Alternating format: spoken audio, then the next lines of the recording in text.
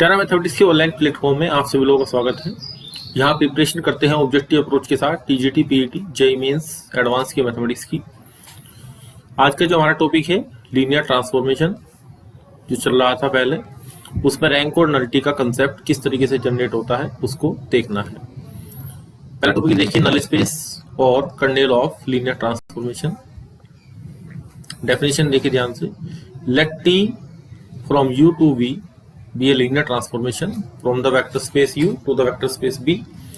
The null space और kernel, ठीक है। कर्नेल किसी भी सिस्टम के लिए वो सेट होता है जो उसके लिए एक इंपॉर्टेंट वर्क प्ले करता है। अगर आप इसकी हिंदी देखेंगे कर्नेल वर्ड की, तो जैसे हमारे पास किसी भी फल के अंदर जो बीज होता है वो उसके लिए रीजनरेट का काम करता है, उसको, उस सिस्टम को, उस पेड़ को रीजनरेट करना काम करता है। तो कर्नेल भी हमारे सिस्टम के लिए वेक्टर स्पेस और लीनियर ट्रांसफॉर्मेशन के लिए एक स्पेशल रोल प्ले करती है, इसलिए इसको एक स्पेशल वर्डिंग दी गई kernel. Null space of T is the subset of U, U का सबसेट होता है, कंसिस्टिंग ऑफ ऑल वेक्टर्स, इसमें वे सभी वेक्टर्स होते हैं फॉर विच एफ ऑफ, यहां पे f की जगह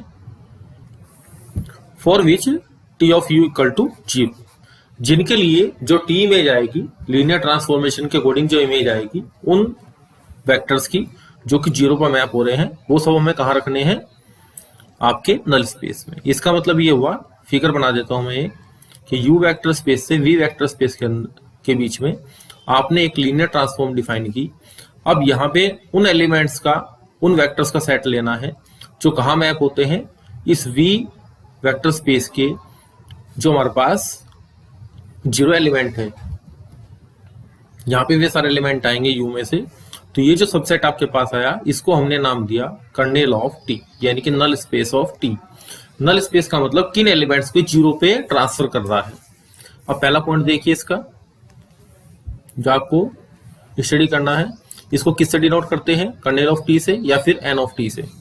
सेकंड नंबर देखिए, kernel of t equal to n of t, उन मेंबर्स का सेट है u के जो कि आपके पास कहाँ मैप होते हैं, 0 वेक्टर। यहां देखिए हमने क्या लिखा है, 0 वेक्टर ऑफ v, यानी कि जो दूसरा वेक्टर स्पेस हमारे पास है कोडोमेन वाला यहां पे, तो उस पे जाना चाहिए। यहां मैंने स्पेसिफाई कर दिया है कि ये क्या होगा, u वेक्टर होगा। आप अगर सीधे इसको ऐसे लिखेंगे t ऑफ u बराबर 0 वेक्टर, या 0 को डार्क कर देंगे तो वो भी सही माना जाता है। ये हमने बेटर अंडरस्टैंडिंग के लिए लिख दिया है। अब थर्ड देखिए, 0 वेक्टर बिलोंग कर रहा है किसको, जो हमारे पास u वेक्टर स्पेस है उसका जो हमारे पास 0 एलिमेंट है वो तो कर्नेल में जाएगा ही, क्योंकि हमने जब आपको लीनियर ट्रांसफॉर्मेशन का पहला लेक्चर पढ़ाया था तो वहां पे एक थ्योरम आपको पढ़ाई थी कि जो लीनियर ट्रांसफॉर्मेशन है वो 0 वेक्टर को, जो हमारे पास डोमेन का 0 वेक्टर है उसको कोडोमेन के 0 वेक्टर पे ही क्या करती है, ट्रांसफर करती है, यानी कि इमेज बनाती है। तो 0 वेक्टर तो इसके अंदर हो गए कम से कम। तो यहां से हमें पता लगता है कि जो कर्नेल ऑफ टी होता है किसी भी लीनियर ट्रांसफॉर्म के लिए, जो कर्नेल ऑफ टी है वो नॉन एम्प्टी सेट होता है, उसके अंदर कम से कम एक 0 एलिमेंट तो होता ही है। नेक्स्ट प्रॉपर्टी देखिए, इसके ऊपर आपके एग्जाम में क्वेश्चन आता है, which of the following is the true. तो उसमें एक स्टेटमेंट देता है कि जो कर्नेल ऑफ टी होता है लीनियर ट्रांसफॉर्मेशन के लिए, जो कर्नेल ऑफ टी का जो हमारे पास सेट आएगा एलिमेंट्स का, वो सब स्पेस बनाएगा या नहीं बनाएगा। तो वो लिख देता है कि ये u का सब स्पेस होगा, v का सब स्पेस होगा, सब स्पेस होगा ही नहीं, और नन ऑफ दिस। इस तरीके से ऑप्शन क्रिएट कर देता है।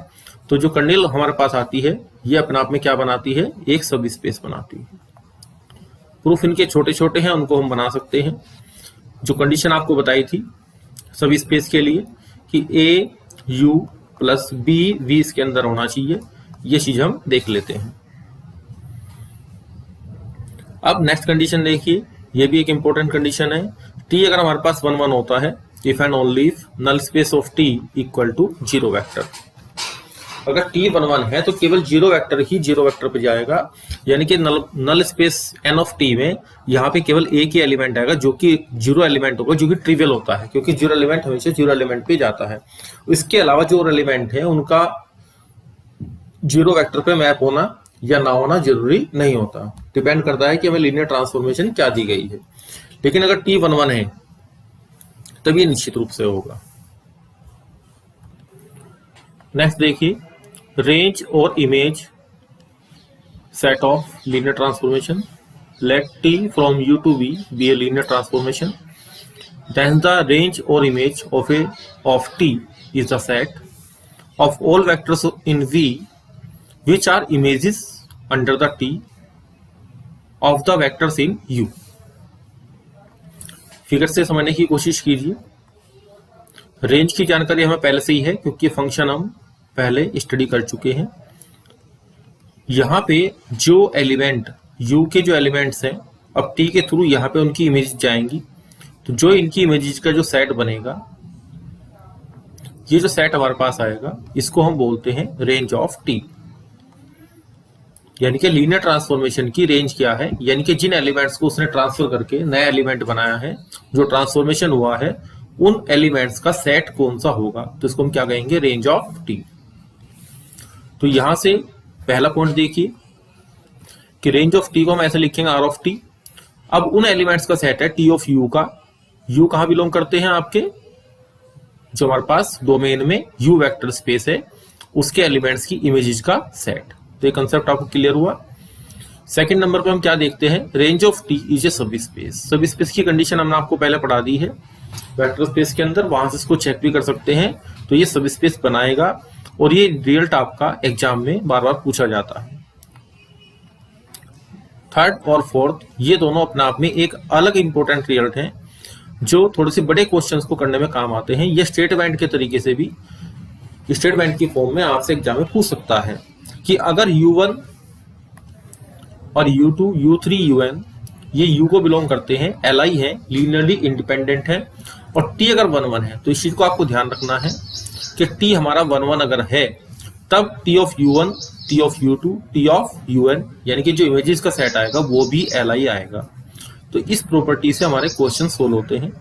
नेक्स्ट देखिए, पहला वाली जो प्रॉपर्टी है, थर्ड वाली, इसमें 1 1 का यूज हुआ है, लेकिन जो ये प्रॉपर्टी फोर्थ वाली है इसमें 1 1 का यूज नहीं हुआ है। यहाँ क्या कहा गया आपको कि अगर V1, V2, Vn जो हमारे पास V में बिलोंग करते हैं, यानी कि V वेक्टर स्पेस में जो कि कोडोमेन का काम करता है, वे अगर Li वेक्टर्स हैं,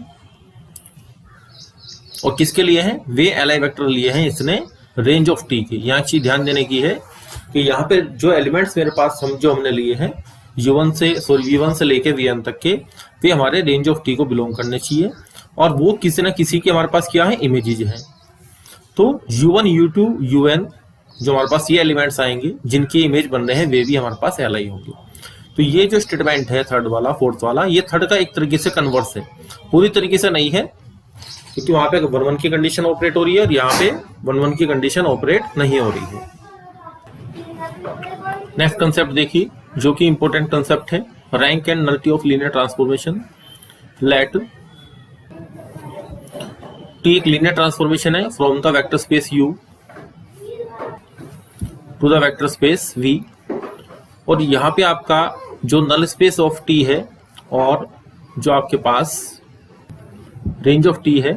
अब हमें क्या करना है कि इसमें नल स्पेस ऑफ जो T हमारे पास आएगा, अब उसकी डायमेंशन निकालनी है। अब आपको पता है कि डायमेंशन क्या होती है, number of element in the basis of the null space of T।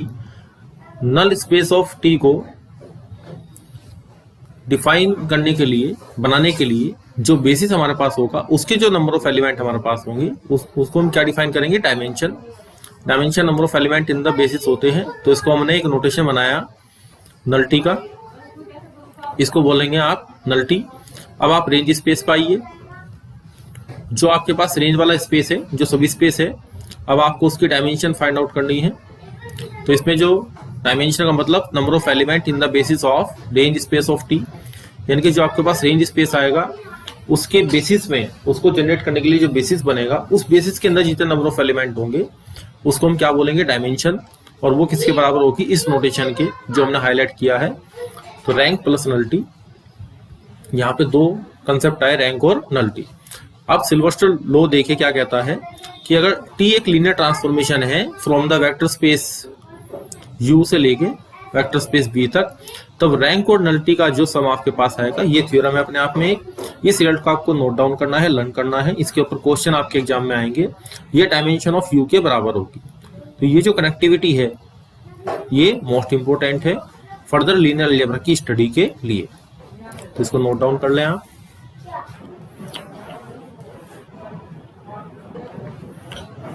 अब कुछ स्टैंडर्ड रिजल्ट्स देखिए थ्योरम के। Let T is a linear transformation from the vector space U to the vector space B. एक linear transformation है, तब एक result आपको learn करना है कि यू का कोएफिशिएंट स्पेस बनाएंगे with respect to the kernel of T.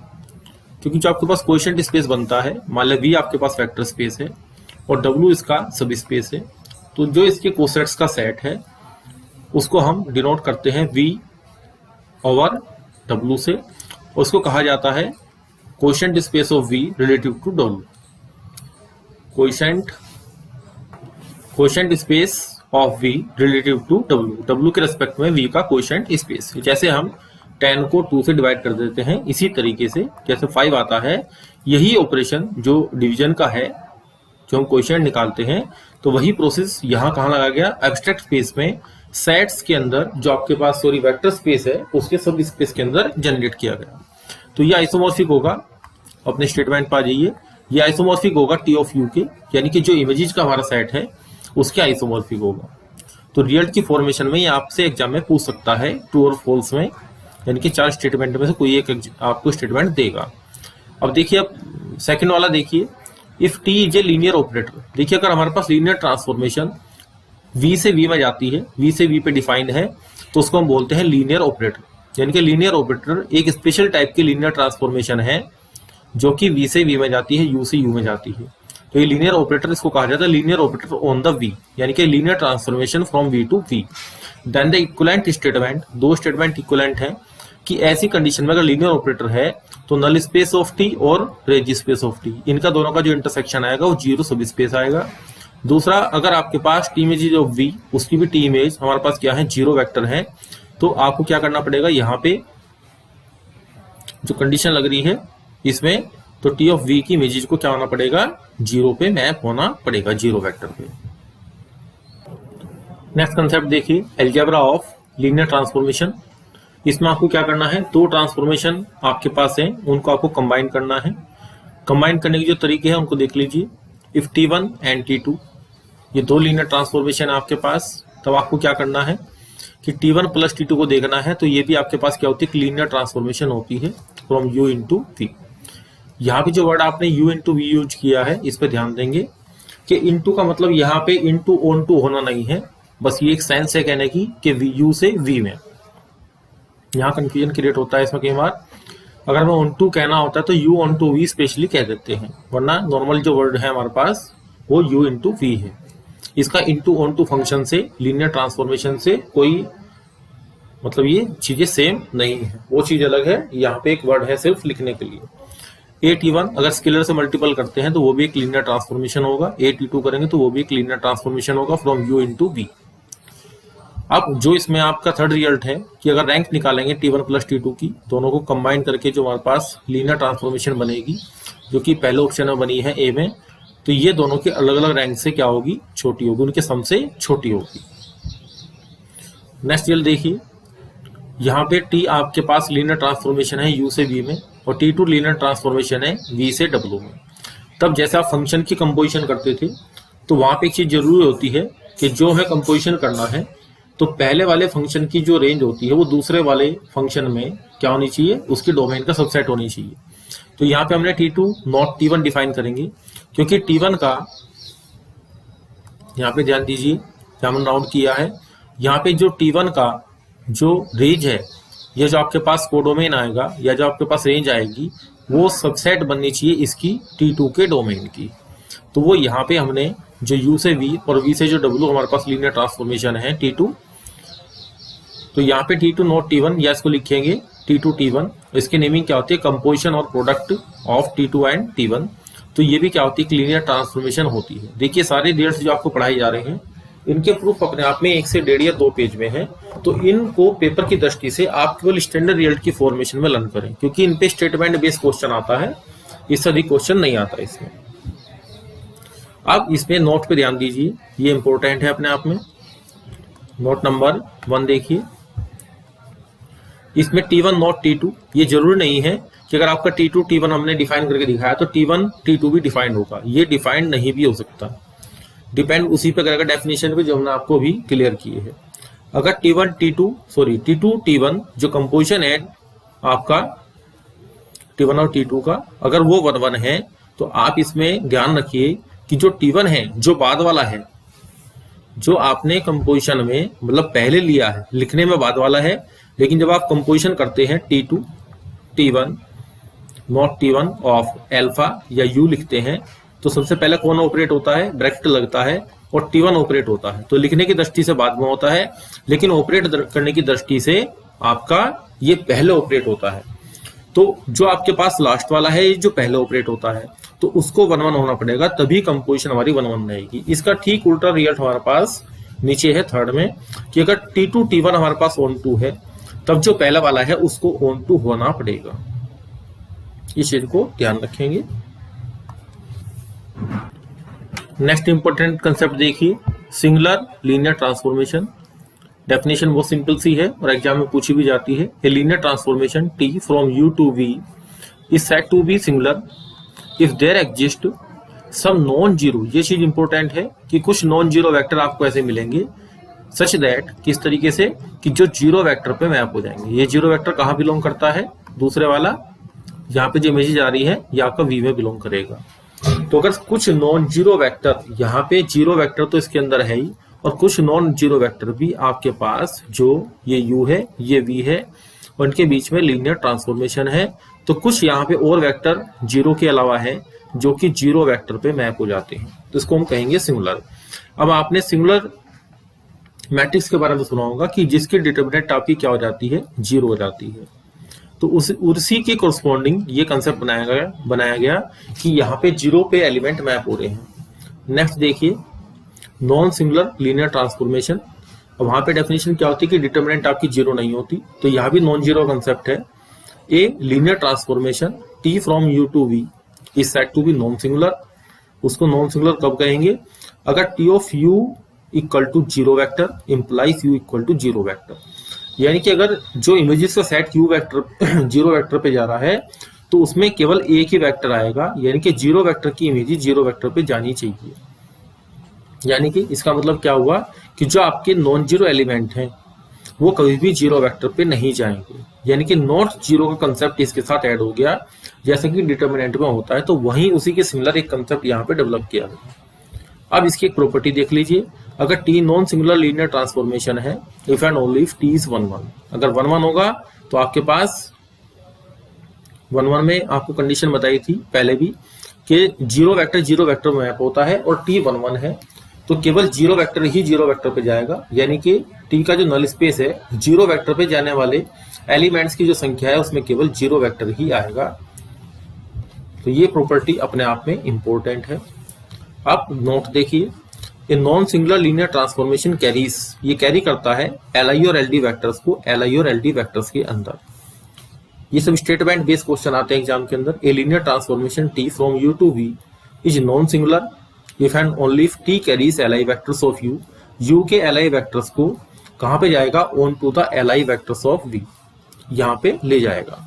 तो ये हुई हमारे पास singular and non singular linear transformation. Next concept देखिए, इसके ऊपर भी आपके एग्जाम में क्वेश्चन पूछे जाते हैं। Invertible linear transformation, a linear transformation T from U to V is said to be invertible if it is 1-1 and onto. ये कंसेप्ट आपने फंक्शन में पढ़ा है कि जब फंक्शन का इनवर्स निकालते हैं तो उसको 1-1 ऑन टू होना जरूरी होता है। तो यही डेफिनेशन है। Inverse of T denoted by T inverse, ये नोटेशन है, और T इनवर्स V से क्या होगा, V से U में होगा। तो फिगर में आपको बना के दिखा देता हूं कि यहाँ पे U है और यहाँ पे V है, इनके बीच में एक लीनियर ट्रांसफॉर्मेशन एग्जिस्ट होती है। तो आपकी एक फंक्शन हमने एग्जिस्ट किया, अभी हमें पता नहीं कि लीनियर ट्रांसफॉर्म है नहीं है। अभी हमने T इनवर्स एक फंक्शन ऐसे एग्जिस्ट किया कि जिस तरीके से U V पे जा रहा है उसी तरीके से V कहाँ जाएगा, आपका U पे जाएगा। ये जो कंडीशन आपको बताई गई है सच दैट, ये इंपॉर्टेंट कंडीशन है, T inverse U if and only if, ये जो कंडीशन दिया है if and only if T of U equal to V. इसका मतलब है कि अगर 2 एलिमेंट 3 पे जाता है तो 3 को ही 2 पे आना पड़ेगा। ऐसा नहीं है कि 2 3 पे गया तो 3 यहाँ पे 4 से एग्जिस्ट हो जाएगा, ऐसी पॉसिबिलिटी नहीं बनेगी इसमें।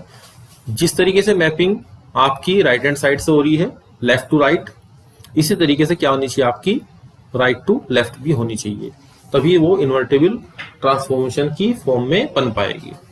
अब टी इनवर्स को हम क्या कहेंगे, T inverse is also linear transformation, ये एलटी बनाएगी from V into U. Next result देखिए, अब T1 एक लीनियर ट्रांसफॉर्मेशन है वी यू से वी में, और T2 एक लीनियर ट्रांसफॉर्मेशन है वी से W में। तब T2 T1 यानी कि कंपोजिशन का जो इनवर्स आपके पास आएगा वो आपका रिवर्सिबल लॉ ऑफ ऑर्डर, जो आप देखते हैं आपका कंपोजिशन ऑफ फंक्शन भी क्या करता है, रिवर्सिबल लॉ ऑफ ऑर्डर को सेटिस्फाई करता है। तो T1 इनवर्स T2 इनवर्स, और मैट्रिक्स की जब आप स्टडी करते हैं तो ए बी का इनवर्स बराबर बी इनवर्स ए इनवर्स, यानी कि मैथमेटिक्स में जहां भी इनवर्स ऑपरेट होता है वहां पे रिवर्सिबल लॉ ऑफ ऑर्डर अपने आप एग्जिस्ट होना शुरू हो जाता है। तो ये सेंस भी आप मैथमेटिक्स की ध्यान रखें तो बहुत सारे क्वेश्चन आपके सोल्व आउट हो जाएंगे। नेक्स्ट देखें कि आपको रैंक निकालनी है T2 T1 की, तो ये लेस देन इक्वल टू होती है रैंक ऑफ T2 से, इक्वलिटी तभी होल्ड करती है अगर T1 आपका इन्वर्टेबल हो। तो कभी कभी ये जो हमने आपको रिजल्ट्स बताए हैं ये रिजल्ट आपके क्वेश्चन में ऑप्शन के फॉर्मेट में डाल देता है which of the following is true, तो ये आपको लर्न होने चाहिए। नेक्स्ट कंसेप्ट देखिए कोऑर्डिनेट वेक्टर का। यहां पे आपके पास एक बेसिस है, if B is a basis of V vector space है ओवर द फील्ड एफ, और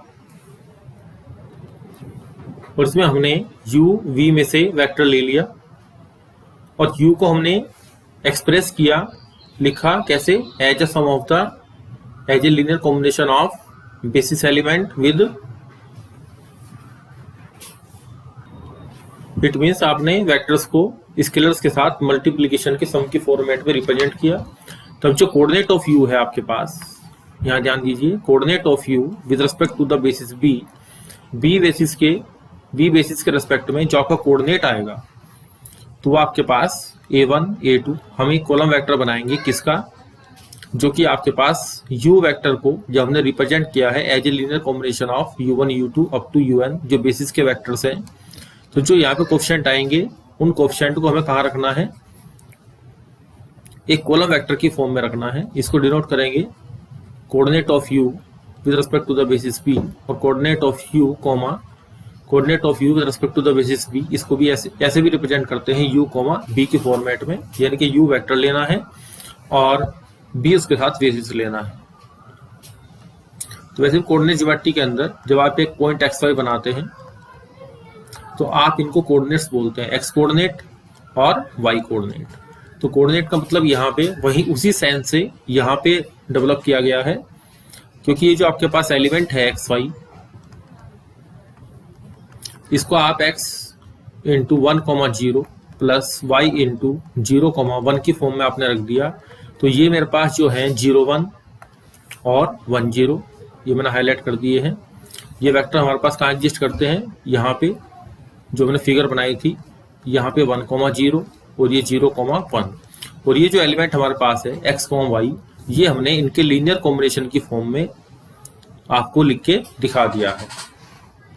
इसीलिए जो आपके पास, अब उस चीज को थोड़ा सा कंफर्म कीजिए कि यहाँ पे आपके पास जो xy है, इस xy को यहां से इंप्लाइज करते हैं कि जो xy का आपके पास कोऑर्डिनेट होगा with respect to the basis, basis मेरे पास क्या है 1001, तो वो यहाँ पे x और y कॉलम वेक्टर में लिखा जाएगा। तो ये हमने आपकी जो 10th क्लास की 2D ज्योमेट्री थी 11th क्लास की, वहां पे जो कोऑर्डिनेट सिस्टम डेवलप किया गया, वहां जो कोऑर्डिनेट वर्ड आपका यूज हुआ उसको हमने यहाँ पे आपको रिप्रेजेंट करके दिखा दिया कि कैसे कनेक्टिविटी आगे बढ़ी। अब नेक्स्ट टॉपिक हमारा है matrix of A linear transformation. तो देखिए आपको यहाँ क्या करना है, T एक लीनियर ट्रांसफॉर्मेशन है और B उसका बेसिस है और एक B डैश उसका बेसिस है। ये दो ऑर्डर्ड बेसिस है यहाँ पे U के और V के। तो यहाँ पे एक चीज ध्यान करने की है कि यहाँ पे तो इसमें इसकी बेसिस की डायमेंशन जो आपके पास है, डायमेंशन ऑफ U वो n है, और यहाँ पे जो डायमेंशन है वो आपकी m है। पहली चीज तो ये ध्यान रखने वाली है respectively. Then matrix of T इस तरीके से लिखा जाएगा with respect to the basis B and B dash, यानी कि बी के जो एलिमेंट है उनको आप लेके चलेंगे। आपने u1 एलिमेंट लिया, अब आप क्या करेंगे, इसकी u1 की इमेज निकालेंगे t ऑफ u1, और t ऑफ u1 को आप v1 v2 v3 के लीनियर कॉम्बिनेशन की फॉर्म में लिखोगे। तो यहाँ पे एलिमेंट मान लिया a1 v1 plus a2 v2 plus an vm आपके पास आता है। तो इसका जो कोऑर्डिनेट बनेगा यहाँ पे t ऑफ u1 का जो कोऑर्डिनेट बनेगा with respect to the basis, आपको किसका निकालना है, t ऑफ u1 का, तो b डैश लिखना पड़ेगा। तो यहाँ पे कॉलम आपके पास आएगा जिसको मैं लिख सकता हूँ a1 a2 up to am।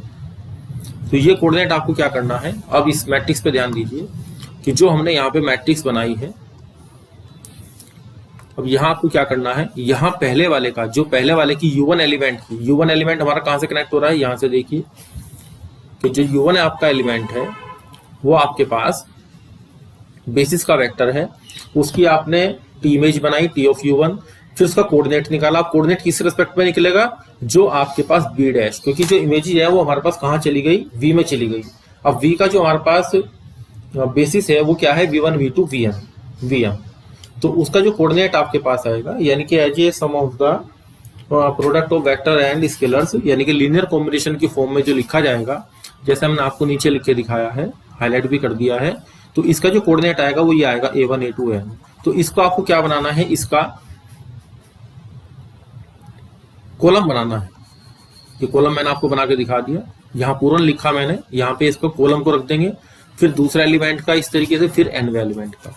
तो यहाँ देखिए कि इसमें m एलिमेंट है, इस एक कोऑर्डिनेट से आपको पता लग जाएगा कि यहाँ पे आपके पास कितनी रो आ गई, 1 2 3 m रो आ गई।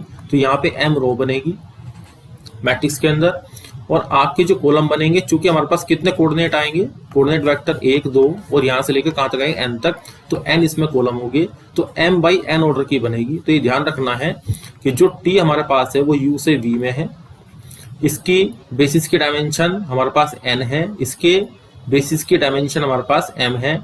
तो ये क्रम इसका उल्टा बनता है, बस ये चीज ध्यान रखनी है। ये मैथमेटिशियन ने सोच समझ के एक मतलब स्टैंडर्ड बनाने के लिए इसको जनरेट किया है इसी तरीके से। तो ये आप लर्न करेंगे। तो क्वेश्चन आपके पास क्या है, मैट्रिक्स बनानी आएगी लीनियर ट्रांसफॉर्मेशन की।